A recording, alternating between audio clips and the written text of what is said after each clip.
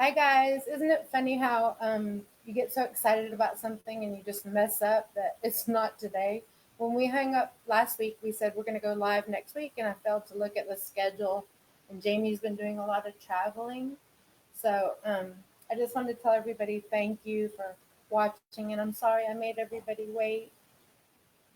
And Jamie's not here, but if y'all want to talk or anything, I can talk. Anybody who wants to talk. Um, Hi, Carrie. Um, this is the funniest thing to learn how to go live. My brother had me cracking up this morning about people that have been live and they don't realize that they're live and have done the funniest things. So I guess that's something you could look up if you want to. But how's everybody doing today? And right, a guy was pretending to be paralyzed and then he got up and walked out on live.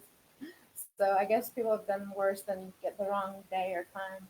But I was embarrassed. It was hard hearing with my headset, and I could hear my voice. It made me nervous. Yeah. So I just wanted to tell everybody thank you so much for your patience. And it's been hard learning all the technical stuff. I'm not gonna lie, but my brother's helping me, and so it's a good practice run. So I decided to come back on and face my nerves and walk through it. And I wanted to tell everybody something I was going to talk about today that's on my mind. There's a guy named Wallow267 on Instagram.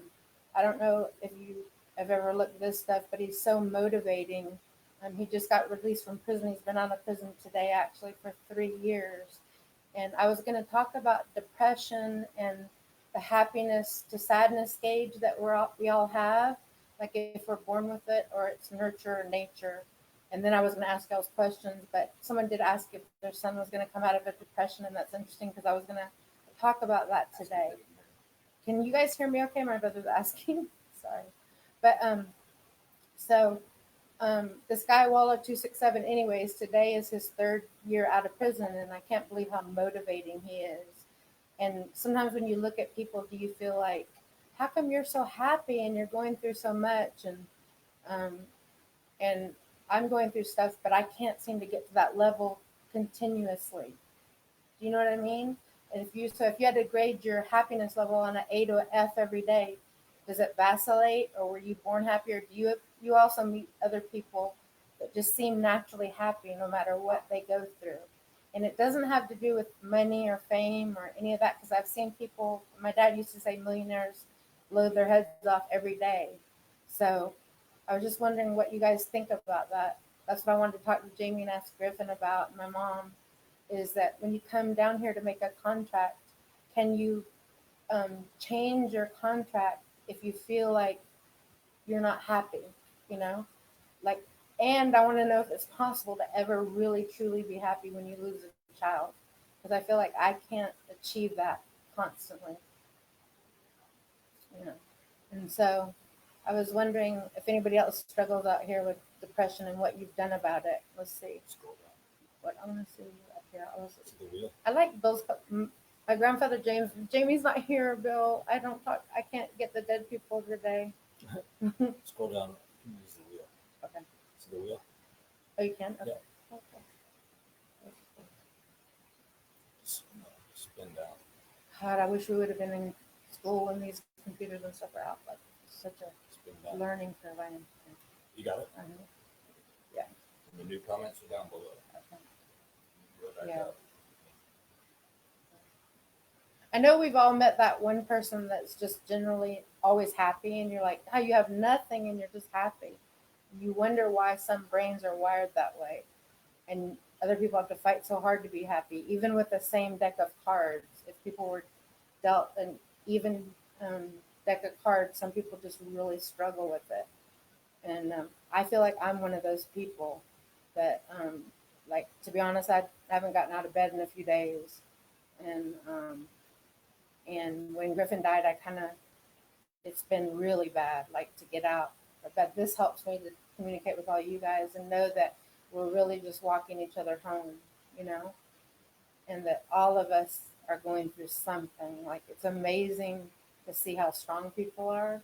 Like, I think my losing Griff is the worst thing that could possibly happen. Then I see a mother lost more than one kid, and I'm just thinking if I didn't have my deal here on earth, I'd be gone. And the human spirit's really strong in some people. And I wanted to talk to Griffin about that and see what you guys think about depression and if you ever feel that way, you know, and if you have someone in your family that has it, like, I just, I feel like um, you can't pour into other people's cups unless your cup is full, they say, but usually when I pour into other people, it fills my cup, if that makes any sense. So for selfish reasons, I guess I like to help people and reach out, and that makes me feel better. Um, and when Griffin passed away, they put me on every medication possible. I mean, I asked him if I could have gotten out of bed naturally, and he said it would have taken me a lot longer than it did. And now I'm not on hardly anything, but like I'm on an antidepressant, but I don't know if it works or not really. But so, um, uh, but have you guys all tried anything, or um, is there any other moms on here that have lost kids? Or what antidepressants? Oh, I take fluoxetine. I've had the best luck with that, which is Prozac, and it's kind of tried and true, like Pampers diapers. It's been around forever, and I like it because you don't feel any clicking if you miss a dose. A lot of people, when they take antidepressants, they struggle because if they miss it, they feel their brain clicking or something. I've talked to a lot of people about that, and I don't feel that with Prozac. Maybe because it's a traditional old classic one, you know. And but I was going back to this Waller 267. You guys have to check him out on Instagram. He's so motivating. Like today, he's talking about his third year being out of prison, and while he was in prison, he got the news that his brother had been killed in front of his grandmother's home, and he had to process all that information because they have a cultural generational um, incarceration in his family. Like him and his brother shared a cell together, and I look at him and I feel like he's so inspirational, and he served 20 years in prison, and I can't get out of bed. So it's like you look and you're like, that helps me, what he does, by watching his message. Like, if you're up, I can get up. And he was crying because he wants to tell his brother things. So I wanted to ask Jamie for his brother because um, I know how it is to look for Griff and want to tell him something and feel like you can't. And that's why I'm doing this with Jamie, is to show you that they do hear everything that you're saying. From what Griffin says, they hear everything, every thought, um, everything, and they can help you with your energy, and they can help you with um, anything. Let's see. Coach says mine wasn't so much depression, but anger. Yeah, I have a lot of anger too, Coach. Nudexta has really helped control it some, but I still explode too often. I have a lot of rage, I think, because of what happened to Griffin, and all the things that happened to me were so out of my control that I can feel that rage, and then they put me on blood pressure medicine, and I feel like that's helped a lot with that. But I think we want to be in control of everything. And then when Eric shot himself, and just everything that's happened has been something I can't fix. So I've had to learn acceptance, and some of the stuff you don't want to accept. So it's hard because then you end up looking crazy because you get upset about the littlest thing, and it has nothing to do with what you're really upset about. I'm really upset my son died and all those things, but I'll yell at the person for not giving me napkins at the drive-thru or something. I don't know if any of you guys can relate with that, but I don't know. You guys are the sweetest people. You're so sweet. I'm allergic to the drugs, Stacy Sinclair. I'm allergic to the drugs, so I have had to go into the deep dark and try to breathe life back into me. It was me not wanting to do or be what I was and become a new long journey. Amen, Stacy. Amen. Um, uh, yeah, I have PTSD too, and It's real. I'm here to tell you that it's very real. Um, I wanted to take my life on more than one occasion, but every time I thought about that, I always thought about Dylan, and that stops me. But it sounded freeing, trust me, to do it. Um, and I was glad that I had a doctor that I could tell that to without locking me up.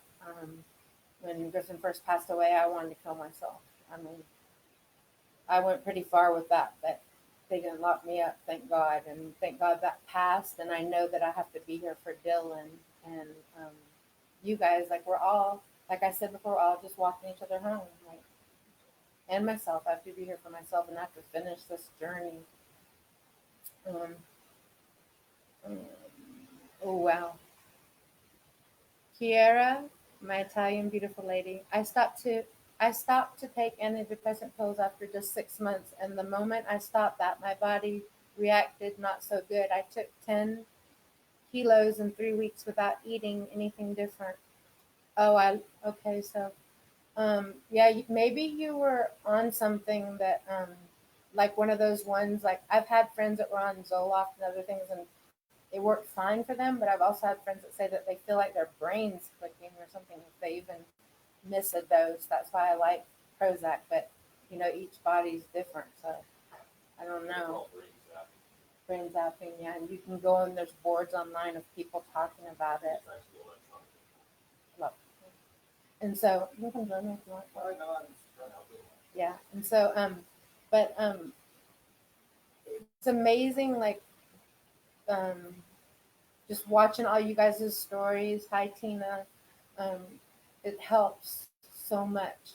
And it's just so hard being human. It just is. It's so hard. And Griffin has told me before that even if you see someone on a big mansion on a hill or Beyonce or whatever, it's hard for everybody. Everyone is dealing with something. If it's Beyonce, she's holding up an impression of something or a perception of who she wants to be and be seen as all the time. And that's got to have its price too. Everything does. So it's easy to look at other people's lives and think, oh, I wish I had it like them, or my life would be easy, or you know. Um. Oh. Oh, Tina, you're asking like by real life. You're asking about who. We're jumping around a little bit. It's okay. Who killed John Benet Ramsey, etc. I mean, like by real life mysteries. Um, I think on channeling Eric, they answered that question of who killed John Benet Ramsey. Actually, I remember that case, the sweet little girl. I'd be speaking out of school by saying I knew who it was, but I remember watching that reading. I think you can find that one, channeling Eric. I think they said it was one of the parents, but I'm not sure. Right. I don't know, but there is a reading on that. Um, let's see. Terry, I have so much anger. Yeah. It is so hard to hold it back when I hear my son's killer's name. Oh, yeah, I'm with you on that. They drug my son up a driveway, and yeah, yeah, they didn't give him Narcan. Terry, how did your child die? Your son die? Have I read how your son died before? I try to put a face to all the kids, but then I'll forget how they died. But Terry, I don't remember your story of how your son died or what's your son's name, because I'd love to say hi to him. Um, I have so many friends on here that their children have been hit by cars or trucks and stuff. It's like so sad. I feel like we all have PTSD because you say goodbye to your son or your daughter, and then you get a call that they're gone. And there's nothing more shocking than that. Nothing. Um, I saw the person who drug my son up the driveway at the mall, and didn't feel quite like you think it would feel. Um, I feel bad that I didn't go kill him. Like you feel like you would be a mama bear and protect your child at all costs. And there was a big part of me that dealt with that for a long time. Like I needed to make that right. Like, because I would lay down my life for my kids, and I would say 99.9% of mother or parents would. And I had to resolve that life takes care of that. That Griffin said that life has checks and balances. He doesn't like the word karma, but that it always has checks and balances. And I believe that you can't do something like that and get away with it clean. Everything shows up in the light that was done in the dark. Yeah. Oh, for Griffin? Yeah. If I guess my brother's telling me to tell you guys what happened to Griffin. If you don't know, um, yeah. So basically, he lied to me about where he was going, and um, he said he was with a girl, a real sweetheart girl at his school. He was in 12th grade. He was 18 at the time in 12th grade, and I was going through a nasty divorce. And he told me that he was going out with her, and so I thought he was safe. And we had a rule like no sleepovers and no rides with kids. So I was fading off to go to sleep, and I texted him, and I was like, "Are you going to stay with the girl's house or what? Or are you going to come home?" And he said, "I'm not sure." And I said, "Okay, I love you. Good night." He said, "I'm probably going to stay." And he's 18, so what am I going to do? And he um, in the morning, he wasn't home, and I called. No, then my phone kept ringing and ringing, and I answered, and it was a mom actually, and she said there had been a tragedy. So I didn't know. I pictured him wrapped around a tree in a car. I knew something was really off, and then the police officer got on the phone, and he wouldn't tell me what happened. And I said, "Would you please tell me if my son's alive?" And he said, "I can't give you any information until you get here." But basically, the kid lied to me and said that Griff was drunk in this big story. My friend picked up on it right away that something didn't seem right about his story, and I couldn't sleep. And I woke up one night, or sat up one night, I should say, because I wasn't sleeping, and looked at my friend that was with me and said, "This isn't right. Griff wasn't scared of me. He would have asked for me." And they went to drag him up by the feet. So the coroner called me and said that they had to do a autopsy and cut his head open because they dragged him from the car up into a bedroom by his feet. And they didn't tell me he had overdosed on heroin. And they had him in the car. And so my brother's feeding me stuff because it's upsetting and it makes me go all over the place. And then they dragged him from the car. Yeah, they dragged to him. the kid's house. Yeah, they dragged him from the car up to the kid's house, The and kid went out to party. yeah, he hit him in his room and went out to party. And the mom was right beside him, and He told people he thought that Griffin was ODing. yeah, and he told people that he thought Griff was ODing and at his house and just left him there to die. Right. So They should have probably sleep it off. yeah, and so the kids said lay him down and give him water or whatever. But Griffin said he knew that the kid knew that he needed help. Forget immediately Okay, I know. They when they all testified that when Griffin shot, he put his hand on his chest and said, "Something is wrong. I need help." 3 of them, they got negligent. What's it called? Negligent homicide, but no time served or anything. I don't know. I think life just straightens that out. Yeah. If they just pushed him in the middle of the street, he'd be alive today. Someone would have picked him up or whatever. Now they have that Narcan, and you know. But I wanted y'all to know that I love everyone for participating in this and the patience of you guys letting us learn how to do this because, like I said, the technology is really challenging. And Jamie's not coming on today. No. So, and that was my mistake. Oh, there was a white light in my video. Yeah, that was funny. Yeah, Griff's probably like, "Oh, you're being so brave, Mom. You hate going in front of the camera." Okay, Leslie, my boyfriend who passed like Griff, his brother passed 2 months before his mother lost both sons, and she said they were the jewels in her crown, and she could no longer hold her head up. She is hanging on day to day. It breaks my heart. Yeah. Um, is Leslie, are those her only children? Because she shouldn't be left alone. I'm telling you, I wouldn't be here if it wasn't for Jill. There's just no way. I don't know how people stay. I don't know. I mean, I can't I haven't walked in those shoes of losing both my kids. Oh, yeah. But my love to her, and I hope that she'll come on and connect with her kids through Jamie.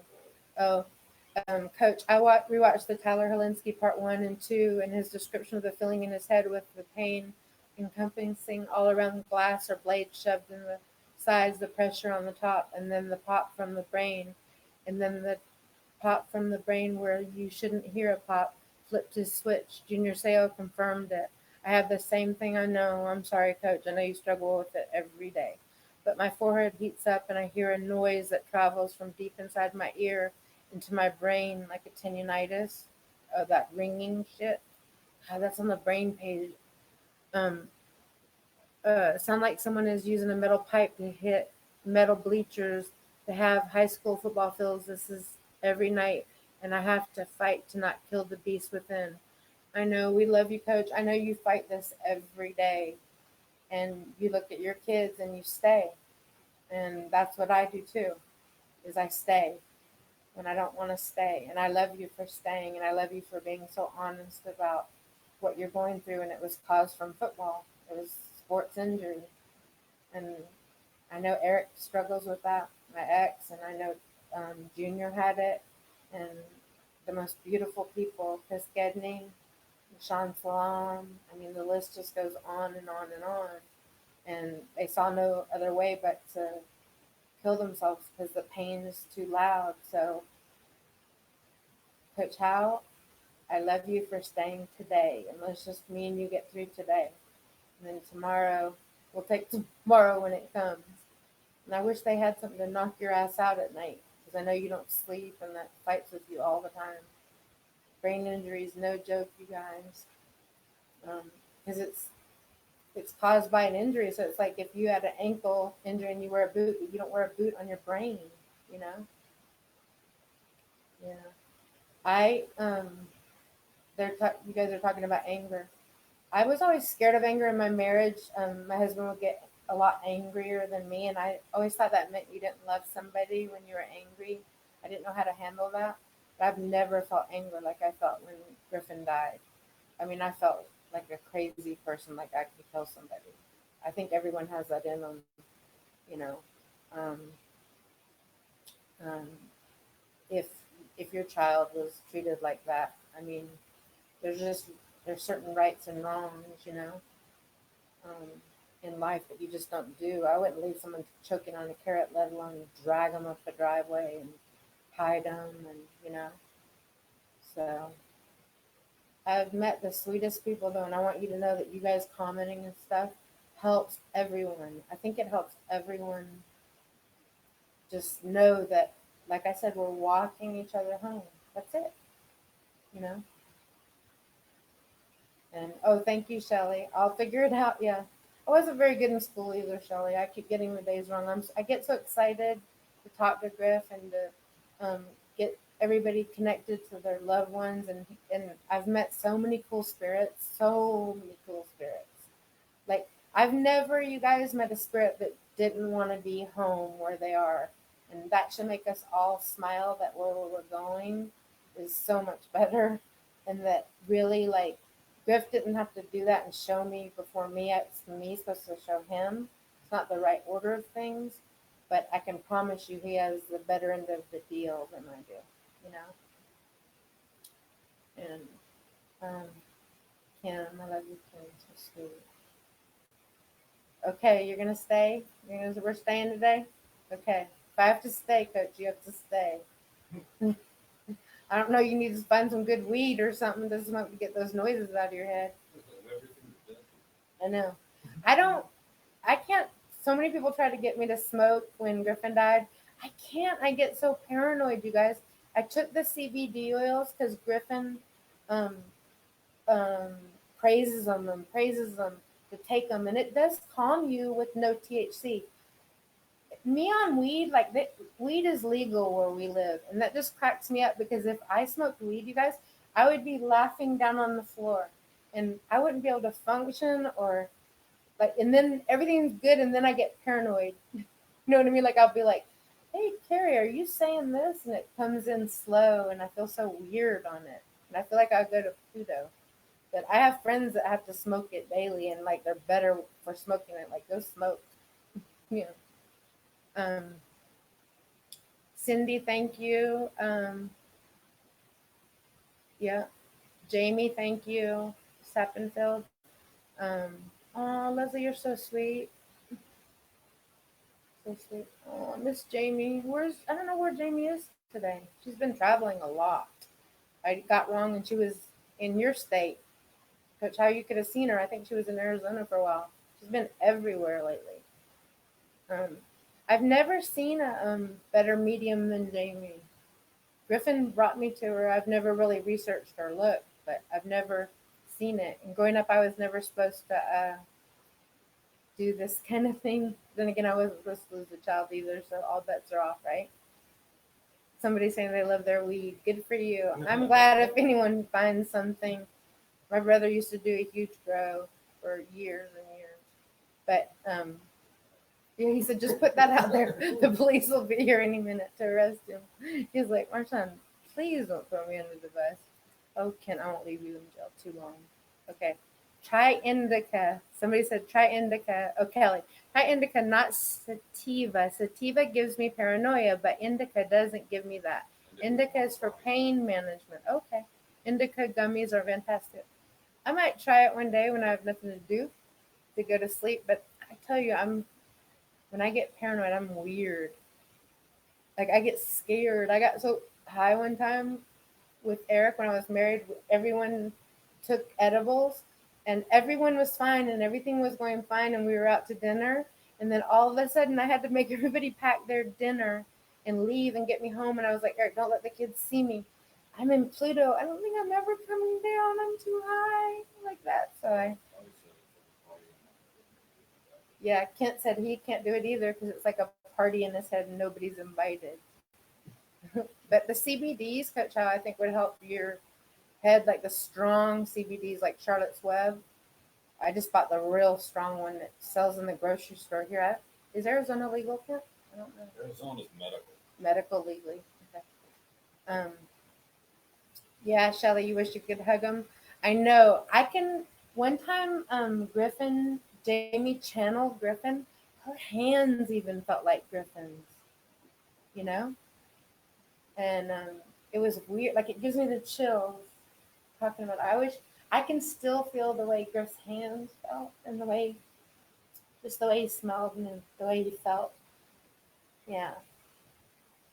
Um, let's see. Chiara from Italy. Jamie is awesome. Her interview to Hitler is one of the deepest things I've ever heard. I don't think I've listened to that one, but I will listen to that one. When Griffin led me to her, she started channeling Jesus, and I was in bed at 3 a.m, and I was laughing, going, "This is why, um, this is why mediums get a bad name, channeling Jesus." And I was actually drawn in, and I stayed up for days watching it because I felt like I knew where my son was, and that's what he was showing me. He was beside me in my bed, pointing to me what he wanted me to watch. A medium here told me. She was like, "Who's Jamie? Who's Jamie?" Keeps talking about Jamie this, Jamie that. He's. She goes, if a uh, scientific lighting was there, or what do you call that lighting? Infrared lighting or whatever. They would see an energy that they couldn't explain. Griff was literally sitting in my bed beside me. I was laying down. She goes, with a Diet Coke and a water or something. I can see him pointing where he wants you to watch. And he took me to channeling Eric. And that took me to Jamie. He was taking me more to Jamie than to channeling Eric, even though I love Eric Meadows. He's a cool kid. Um, and I watched all of his stuff, and yeah, I'm glad that Griffin has a friend like that. That's awesome. And Charlotte's Web. My brother wanted me to show y'all. So Charlotte's Web, we get here at the grocery store, and you could order it online. I take this one 60 milligrams, but it also comes in 9 milligrams. To go to sleep at night, I take a big dropper full. But Coach, with your brain, Griffin talks about saturating your brain, so you'd need a few of these. And they're a lot cheaper online than in the grocery store. And if you watch Dateline, on Charlotte's Web, you'll know the story of the little girl Charlotte and who got made for, and it's a beautiful story. And it stopped her seizures and everything. Like it's beautiful, and it has no THC, so you won't get high off of it. I was saying like the like Okay. why. Okay, so my brother's saying it's not psychoactive, but it does relax your body a lot, which of course makes your mind follow that. Arizona's medical legal card and CBD is even sold in Circle K convenience stores. Okay, perfect, perfect, perfect, perfect. Oh my God, I made a brownie. I have never had an edible since left in myself. Yeah, that wasn't funny. I went to Pluto too, Carrie. Like I definitely went to another world. Yeah, like it was scary. I don't like that feeling of not being in control like that. That is so scary. Okay, so I guess I'll jump off, but I love everybody and thank you. And feel free to text me with suggestions or things that you think we should do differently. Or I think that's it. I think I answered this. Yeah, I think so. Channeling Eric brought you to me, Carrie. Okay, yeah, I love those. Carolyn Rosalind, yeah, I really like channeling Eric too. I love that kid. He's a sweet kid. He came in when Eric um, tried to kill himself and talked. They told us exactly what happened in the room and everything. Being that he committed suicide, he was like, my sister and I were talking to him, and he was really appreciative of us being like not judgmental and understanding. Like he's a good soul. Um, Shelly, I think my uncle Danny brought me to Jamie through channeling Eric because my uncle Danny died by suicide. They gave me a whole different view of the other side, right? Oh gosh, where I grew up, supposedly if you commit suicide, you're going to hell, and you're not. Hell is here, kids. Sorry, disappoint. From what I've learned, it's so different than what we were told. I don't pretend to know anything, but Griffin told me that we're as close to hell as we can get. Yeah. So I love everybody, and I'm gonna jump off and um, Italy and everybody, and I'm sorry for doing this again and messing up, but I'll get it under control. And I appreciate everyone's support, and it's starting to feel like a community, and y'all are welcome to go on Griff's Gift page on Facebook and talk to each other and answer things that y'all know within each other. If you want to use it like that, you're totally welcome to it. I'd love to meet up with you, Carrie. I'd love to meet up with everybody. Yeah. I love you guys so much. See, we're just walking each other home, right? Okay, I love everybody, and thanks for your patience with me and being blonde and not knowing all this stuff and not having my days right. And, whatever. I get too excited to talk to dead people. Bye, guys. I love everybody. You want to turn off? I love you guys. Bye. Thank you.